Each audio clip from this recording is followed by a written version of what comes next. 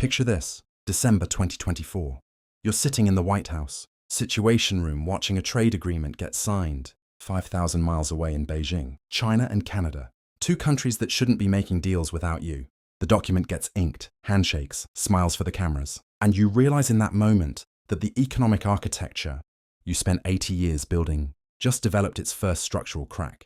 This isn't hypothetical. On December 3rd, 2024, China and Canada announced they're exploring a free trade agreement. Not a minor deal, a comprehensive economic partnership between the world's second-largest economy and America's largest trading partner. Here's what makes this different. Canada does $2.7 billion in daily trade with the United States. That's $968 billion annually. Canada is not just a trading partner.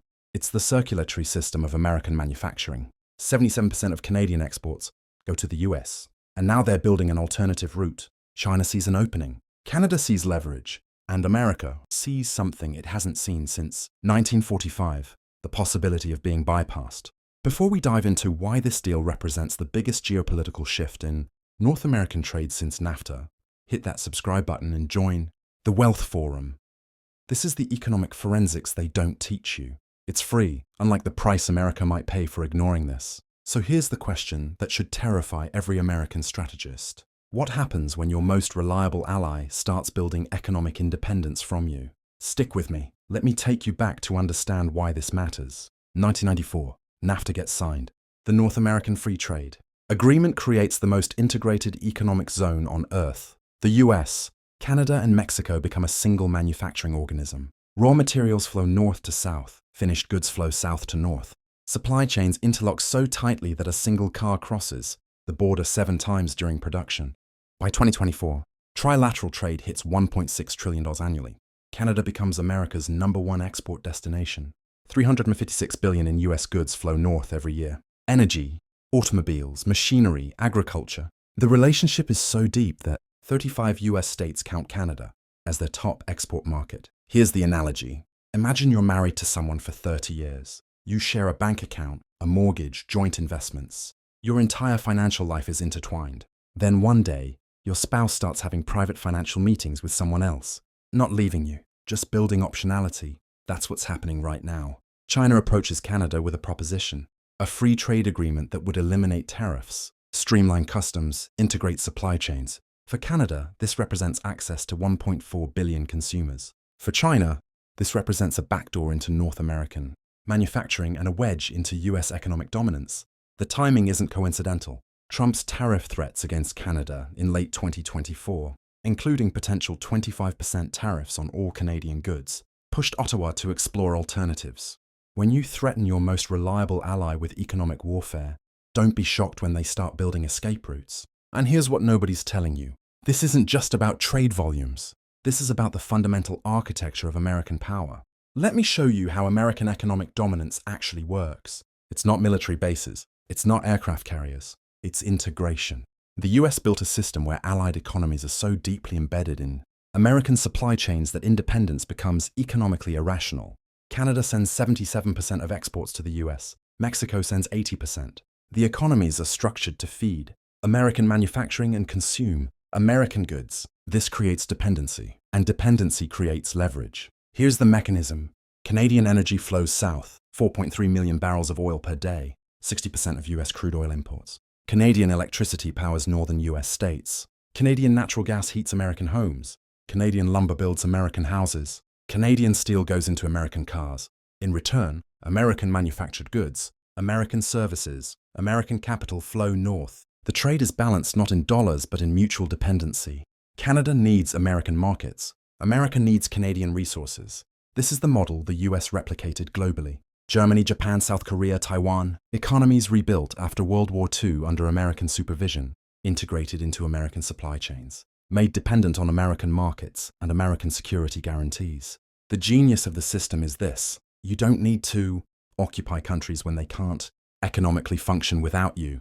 The dependency is self-enforcing. But here's the problem. The model only works if there's no alternative. The moment a viable alternative appears, the leverage evaporates. Enter China. China offers Canada what America increasingly withholds: certainty, no tariff threats, no renegotiations every election cycle. No demands for policy changes, just trade. Predictable, stable, massive-scale trade. For Canadian businesses, this is transformative. A company manufacturing goods in Ontario currently has one primary market, the United States. If that market becomes uncertain due to tariffs or trade disputes, the company faces existential risk. But if China opens as a viable alternative market, suddenly the company has optionality. It can redirect production. It can diversify revenue. It's no longer captive to American policy volatility. Here's the mathematical reality. China's middle class is 400 million people. That's larger than the entire US population. Chinese consumer spending is growing 8% annually. American consumer spending is growing 2%. For a Canadian exporter, the growth trajectory points to China, not America. And it's not just about markets. It's about supply chains. China is the world's manufacturing hub, 28% of global manufacturing output. If Canada integrates into Chinese supply chains, Canadian companies gain access to components, materials, and production capacity at prices American suppliers can't match. Let me give you a concrete example. A Canadian electric vehicle manufacturer currently sources batteries from American suppliers at 140s per kilowatt hour. Chinese battery manufacturers offer the same capacity at 95s per kilowatt hour.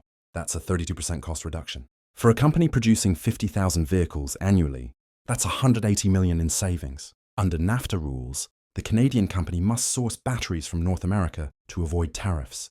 But under a China-Canada free trade agreement, Chinese batteries enter Canada tariff-free, get assembled into Canadian vehicles, and those vehicles enter the US market under existing USMCA rules because the final assembly is in Canada. You see the problem. America built a system to keep production in North America.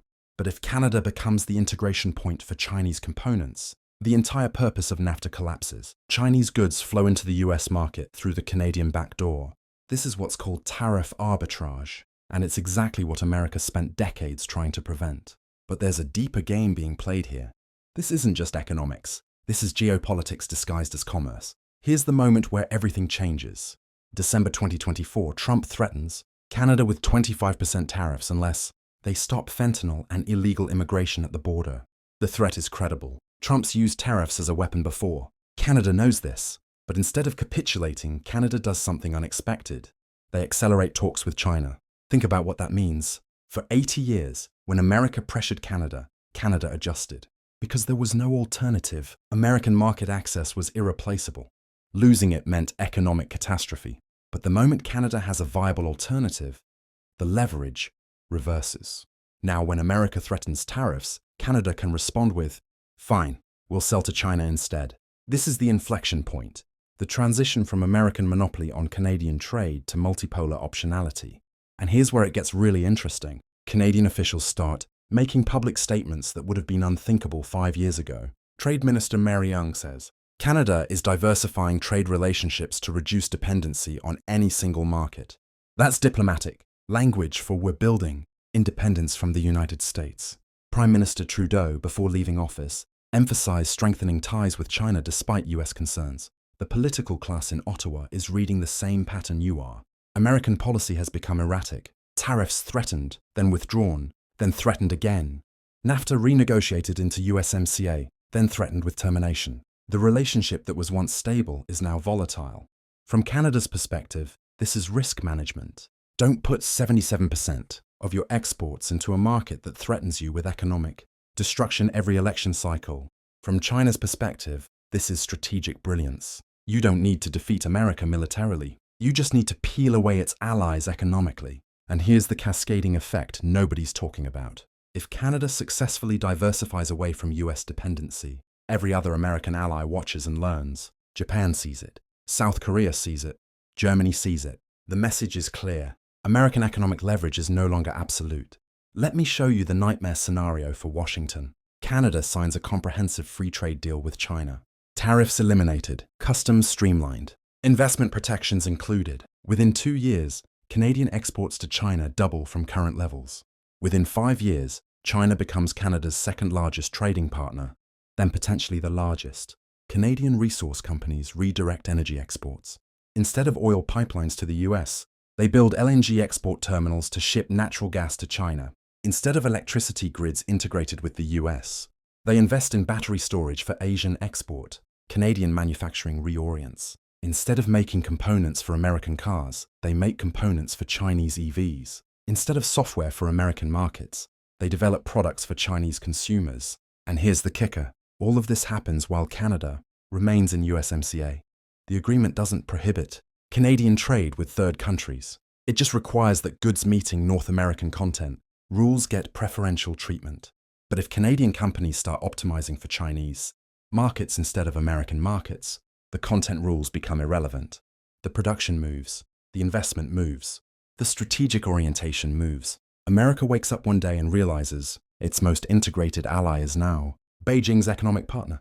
And there's nothing in USMCA that prevents it. This is what strategic encirclement looks like in the 21st century.